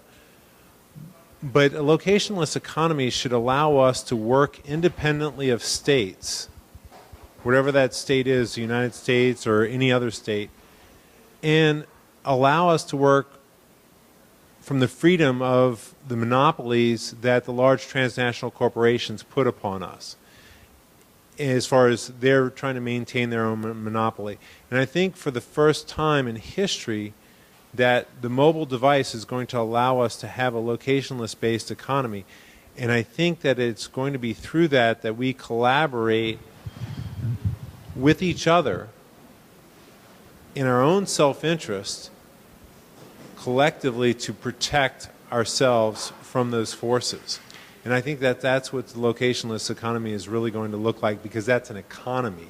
You strike a really good distinction between how capital is learning to move versus labor. And one of the things that came out during the early part of our discussion was that capital access in the United States as it stands right now is much easier in a lot of ways than labor access. And yeah, I mean, admittedly, we exist in an economy where there are presently a large pool of unemployed people, but they don't necessarily all have the skills to bring to the job, or there's someone who's perfect for a position who isn't necessarily in this country. And we find ourselves in a position where labor wants to be as mobile within this country as capital can be. And capital can move more easily than labor can if that labor is overseas. So that seems to be an important distinction, if anyone wants to comment on that situation. I have a comment in reference to what you were mentioning before in terms Just of... go for it then. Sorry? Just in reference to whether people look at this country as the moral flagship of the world, or whether they think this is the best country in the world. I think that most people in the world, if you ask them what's the best country in the world, they're going to say my country. So that happens in the US, and that happens all over the place. Now, in terms of morality, before I came to the US and I got to see New York City and I got to see the reality of the US, I had some kind of anti-Yankee feeling, because what I got exposed in the media in reference to what the US was doing is a happy trigger country that is bombing every nation that they can bomb. So in terms of morality, the US is definitely not the place where most people would come, unless, no, probably, I don't know, Tibet to follow the Dalai Lama, if that's what you want to. But I think that most entrepreneurs know that morality is very personal and not necessarily a society-wide kind of thing. You find countries with more corruption and countries with less corruption, but in terms of morals, I think that's very individual. So anywhere you go, you're going to find people that are good, and anywhere you go, you're going to find people that is bad. You're not going to move because of that. And there is also that subjectivity to morality, because one person's morals, I mean, to your point, there are certain states that one person would find to be totally immoral that others would find to be perfectly reasonable. So at the end of the day, get some kick-ass shoes. What did it take for you to finally get American flag tennis shoes? I find them very symbolic. Why would you want Step to on. wear? Yeah. Yeah. I'm actually anti-patriotism, anti-nationalism, not U.S., but in general. I think that it brings more negative stuff than positive stuff to societies in general. But on the same token, I do value what the U.S. has giving us a lot. I mean, with my wife, we constantly think, what if we had migrated to other country? What if we had migrated to Germany or France? We would have not been able to do what we have done in here. I mean, with this thick accent, pitching a company in another country, in another language, forget it. They're not going to pay attention to me. In the US, people don't care. I mean, actually, if you have a weird accent, it's actually better in some instances. So I really love what this country has given me, and that's why I wrote that article, and that's why I participate in these kind of things, because I want to see the US and New York in particular become and continue being that hub that allow me to do what I've done, and that hopefully is going to allow many other people to do it. How much of a accent did Sergey have when he pitched Google? That's a great point.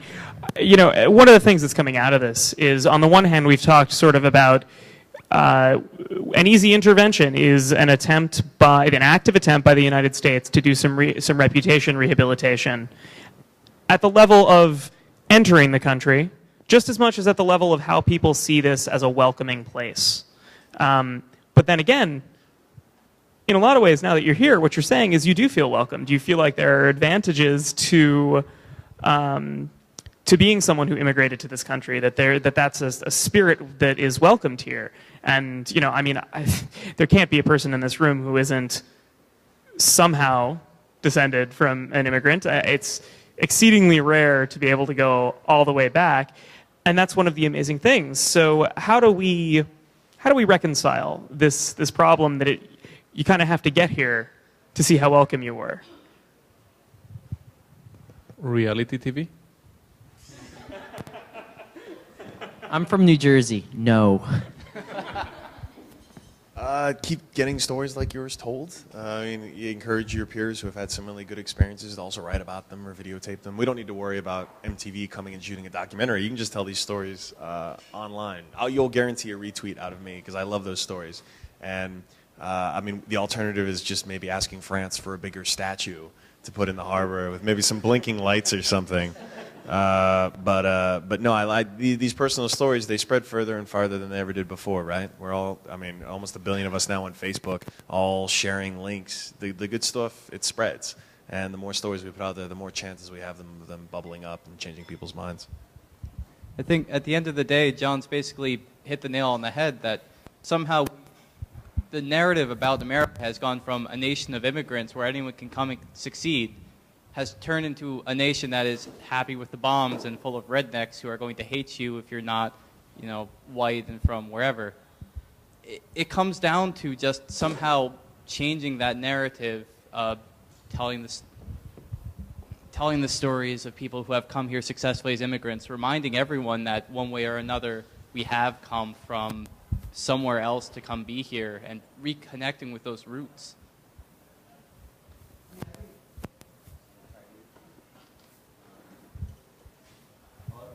Hello? Oh, yeah. So You're even good. that is a narrative that's sort of applied in retrospect, right? I mean, immigrants in every era have faced discrimination and huge amounts of resistance to people who have come before them.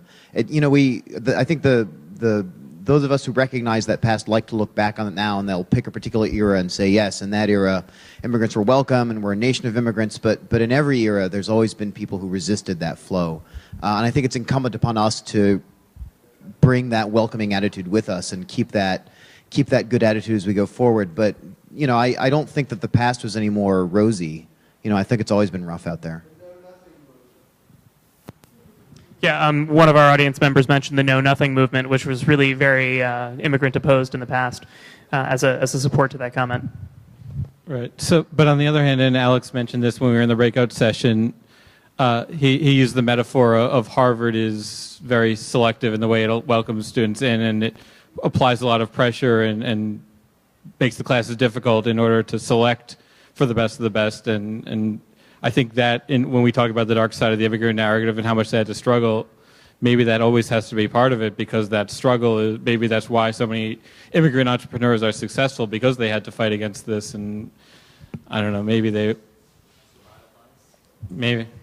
Well, one of the things that Brian said to us, who just spoke, said to us during the breakout session, was that, you know, people do still want to come to this country, and we're very fortunate by that fact that we have this problem that we're trying to figure out how to attract people to this country, but how to keep up the current level of attraction, if not improve it.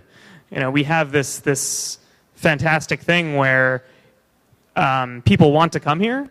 And in some ways, the laws are some of the biggest obstacles. And we've talked so far about how we can do the sort of what I consider the quicker intervention of taking our attitude and changing it. And that's something that can be done on a retail level with personalities, or on a wholesale level with mass advertising. But there's also the legal aspect too. And it's going to take an integrated approach by necessity. So I want to start working on peppering some of that into our... I have a question. There we go. I've got a question. So the cost in a generation of getting, and making the decision to go from point A to point B has fallen. But has what do immigration numbers look like every year? You guys probably know this. Like how many actual legal stamped of approval immigrants get handed immigration documents every year in this country, and how has that changed over the last 60 years? 6 years? 60. 60. Okay, because the law, the current law that we're under right now has basically been the same since 1990. That was the last time any major change was done. Then there might have been some other changes, but then the really watershed moment was the 1965 immigration law, which did a big shift from basic skills and hard quotas to much more family-based immigration. That family unification became a top priority of U.S. immigration policy. That if If you were here, then after a certain amount of time, you were able to sponsor your parents, your siblings, your aunts and uncles. And so I believe there was a study that said somewhere around only 7% of visas, not sure if I'm including green cards in that, go towards like economic-based immigration. So, and the total number, as of at least 1990, with some modifications on like H-1B in the early 2000s, has been about 1.1 million legal immigrants come in a year. In the long term, that's a dangerous way to go, because you can move to the U.S. if your genes allow you to do that. If you have heritage in the U.S., not because of your skill, only because of the relatives that you already have there. And that's a recipe for a xenophobic nation in the long term, that only people that were already there are the ones that are going to be able to continue being there. In terms of numbers, I'm not an expert in the topic, but I was reading an article a couple of weeks ago. The net migration from Mexico to the U.S. last year was negative. More people moved from the U.S. to Mexico than from Mexico to the U.S., part because of jobs, not enough jobs in the U.S. Yeah, this is certainly an issue that where the numbers are fluctuating. I believe the United States still, most of our growth rate is immigration. Because as it turns out, people living in a U.S. lifestyle don't actually do much more than replace the people that came before them. You go across all of you can take mine the developed world. Once you hit that certain socioeconomic level, reproduction rates start falling. I mean, Japan's the worst offender, but they also don't let anyone immigrate. But even Germany and whatnot have negative reproduction rates, and if it weren't for the immigration, they would all be shrinking every year. They even have Kindgeld in Deutschland. It's kind of awesome. You get bribed to have a kid in Germany. You just get straight up paid by the government. That's how desperate they are for people to make babies. Kindgeld is a great term that I didn't know at all. That's awesome. I'm familiar with the exact opposite from the Middle Ages, which is Wehrgeld, where if you kill someone, you have to pay their family. But this is even better. I like Kindgeld a lot more. Much better. Kindgeld is far superior. But this is a great point, is that we've been talking about our country or our countries, our developed countries. And this is a key underpinning to the discussion, is that our countries as developed countries, they're sustained by immigration, and yet we make it difficult. And I think we had an audience comment that was... Yeah, so I'm here on a H-1B visa. I'm completely sponsored. And I feel like I'm really among a lot of the lucky people, because Irish people, I feel like, get favoured almost. And there's proof in that, in the sense that JFK was Irish and he really forced a lot of the immigration laws to come through. And now there's this new e-visa. I'm not sure if you're aware of it, specifically for Irish professionals, that's going to come through in the next... Do you know about this? Well, okay, well, this is what they're talking about, that this E3 visa is supposed to come through with 10,500 visas for Irish professionals, which is great for me and great for my family and friends and everything. But when it comes to other countries, are there any movements or, I don't know, proactive efforts in place between governments, we'll say between the UK, between Germany? I don't know of anything. Especially now, given the fact that visas, H-1B visas are running out much quicker. I mean, they're almost running out now. So the thing about the E3 is that came about through a trade dispute between Australia and the US many moons ago. No one knows, I haven't seen anything saying exactly why, but it's... Actually, Craig, if I could just interrupt for a second. I want to just explain to everyone, if you're not familiar, the H-1B visa is a professional benefit visa. So the idea is that you're granted an H-1B visa if an argument is made that you add something to the United States economy. And it can be quite difficult to prove that argument depending on your national origin, your job training skills, and other certain things. Because not only do you have to be able to make that argument, but your prospective employer also has to be able to prove that they have the position. So I just wanted to give some context to that discussion before we got too far into that response. So the proposal is that Ireland should qualify for the E3, which has previously only been available to Australians. And so that is what is being debated in the Senate right now. And we will see if it does in fact pass. But it is more of an open question if it will. The premise is, as you know, that these are the caps are expiring. So yes, there are E1 and E2 treaty visas. I'm not as familiar with the E1, but the E2 is a treaty investor visa. We were talking about the EB5 earlier, which is if you have $1 million in capital and that money is going to create jobs. I don't know what's going on. Okay, then that's a visa. And many countries, probably about 50 of them, have these treaties with the U.S. That have access to these E1 and E2 visas, and they're bilateral treaties that the two countries can then, like most favored nation status on trade, essentially. So that's the kind of current state of things, where countries are and have been since the 1800s negotiating easy access on a bilateral basis for certain classes of immigrants. Yeah, there is a lot of bilateral collaboration. My mom used to have a visa to come to the U.S. She applied for a visa to visit Canada. Her visa in Canada got rejected, and because of a treaty between Canada and the U.S. Embassy got informed of the rejection of the visa in Canada, and her visa for the U.S. got rejected as well. Even though she already had a visa and she had come here and she had gone back, no issue whatsoever. So if they want to collaborate, they definitely can, and they do. And that can be it's sort of an alarming problem, because here we have this discussion of E3 visas, which basically create spaces for people from specific countries. And yet, we're talking about something that has a clear economic benefit, getting visas for people who are from the startup world. And it's harder to get that through than this E3 thing that's already extant. And I'm sure, you know, Irish and Australian people provide tremendous benefits to the United States economy, but so too do startup founders. I would bet that Craig wants to comment on the legislative difficulties that this contrast illustrates. Who's organized? How do you identify yourself? And it's much easier to look at yourself and say, I'm Irish, than it is to say startup community, or even perhaps some of us here might want to comment on being a citizen of the internet. Yes, we don't have good organization, but we're getting better.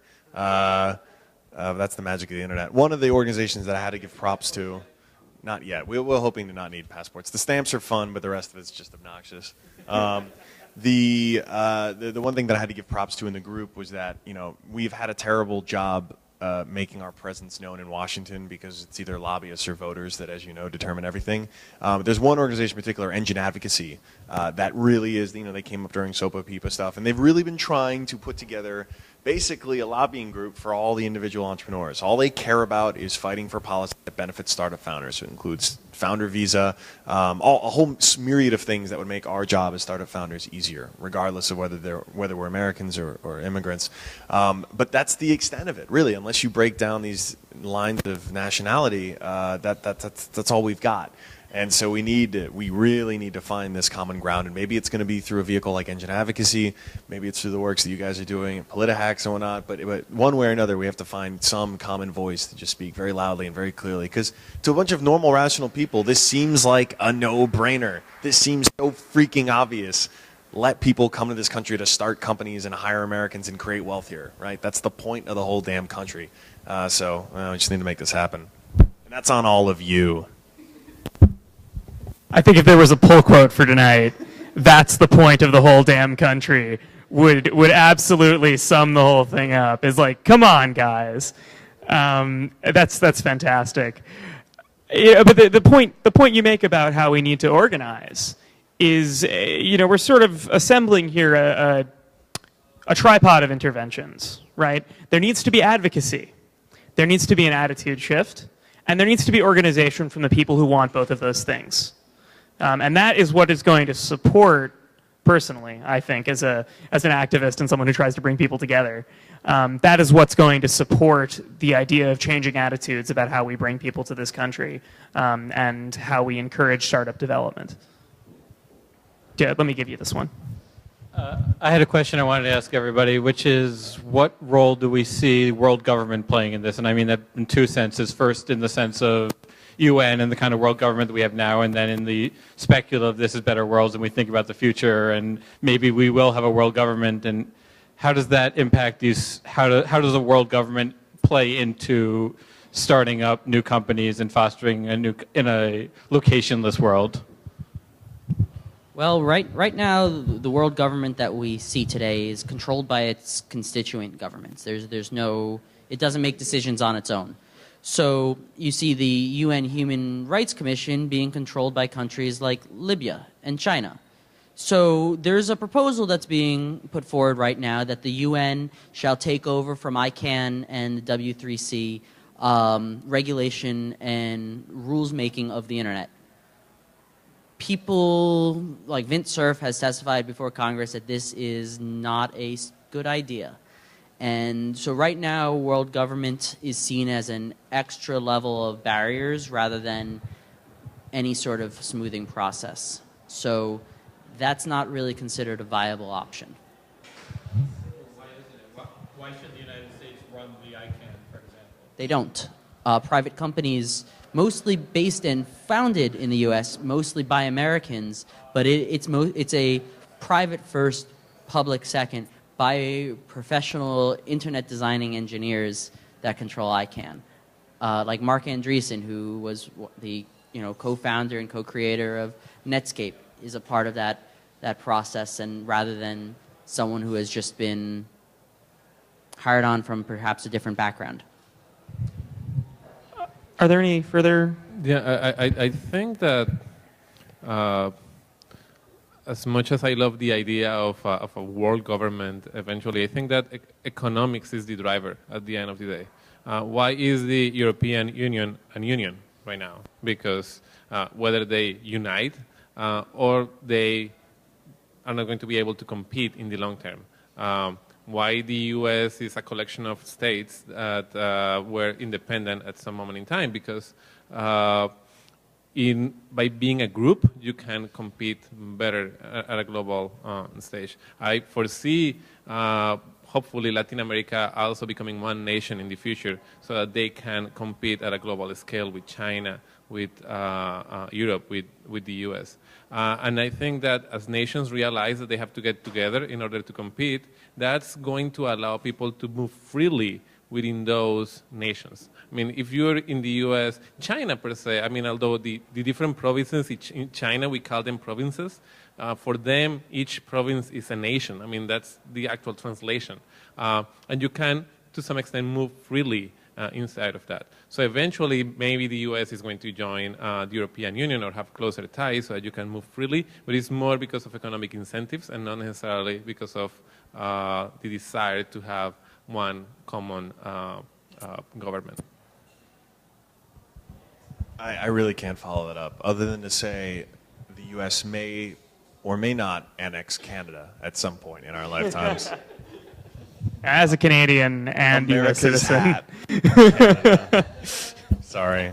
And it is a large, oil-rich, probably not going to be devastated by global warming hat. So I'm just saying, 200-year anniversary, War 1812. Yeah, you guys haven't forgotten you burned our White House to the ground, okay? Yes, well, I mean, listen, beating the U.S. is a rare distinction. Wait, it's not that rare. Well, in the last few decades, it's happened. That's okay. Let's be fair. Yes, yeah, you burned our White House. All right, fine. We'll get you back for that. Don't worry. And I don't think I haven't noticed the Tim Hortons that are popping up here in New York. Yeah. No, I know. Those are launching grounds. The Canadian Special Forces are just sitting there waiting, pretending to be baristas serving me donuts. I mean, the rumors that I've heard is that they put nicotine in the coffee, and that's how they get you with Tim Hortons. But it's entirely possible they've enlisted the RCMP as baristas.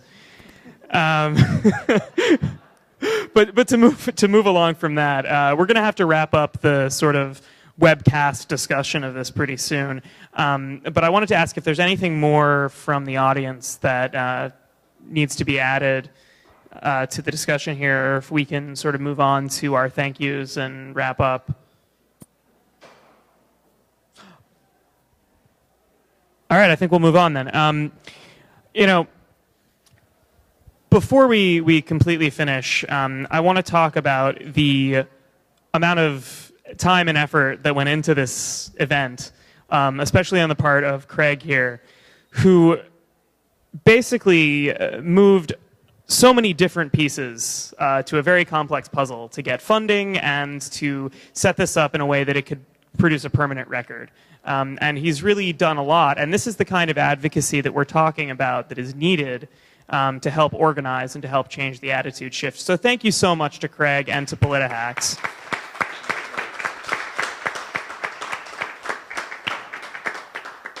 Furthermore, I want to thank General Assembly for providing us with a space and with catering and with drinks, all of which we'll use the next 20 or so minutes to finish off and to mingle.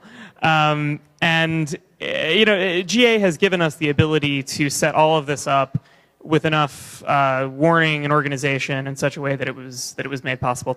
So thank you, GA. And when it comes to large amorphous Citizens United people, also thank you to Google Corporation for the funding for this event, without which it would not have been possible.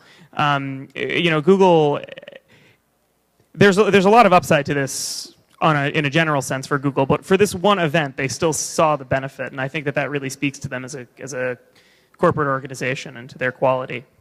So thank you, Google.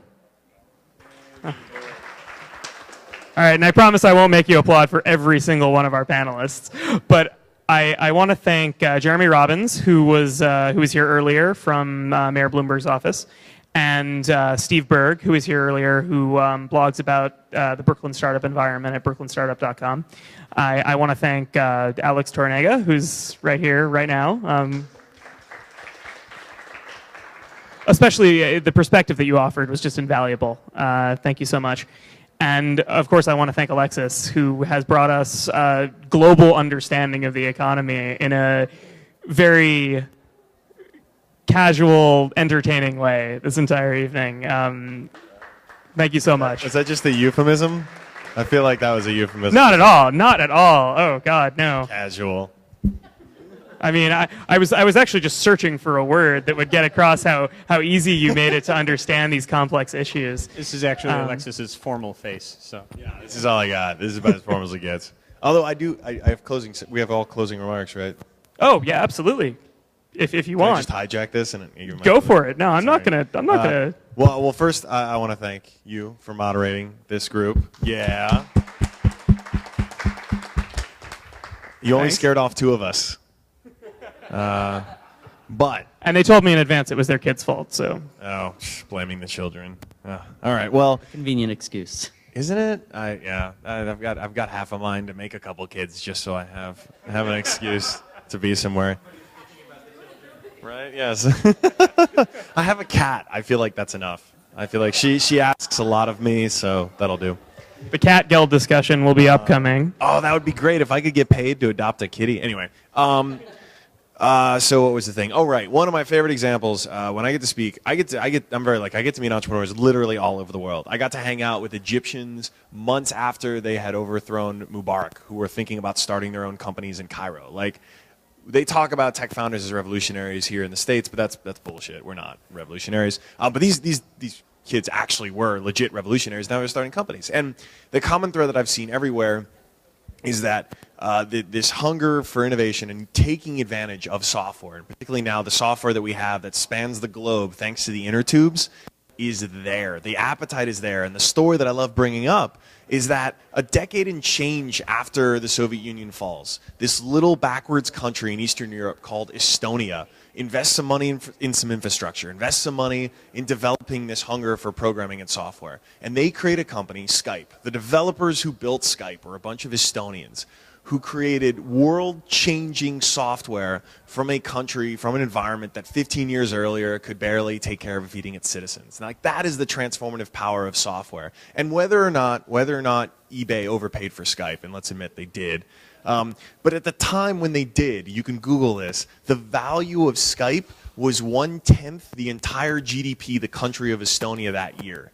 Now, like, that's a fuck ton of value creation, right? Right? And that happens thanks to the magic of software. And to tell a story, I can tell a story with a straight face to any entrepreneur anywhere in the world, that if a bunch of Estonian developers could create that kind of world-changing value, it can be done literally anywhere.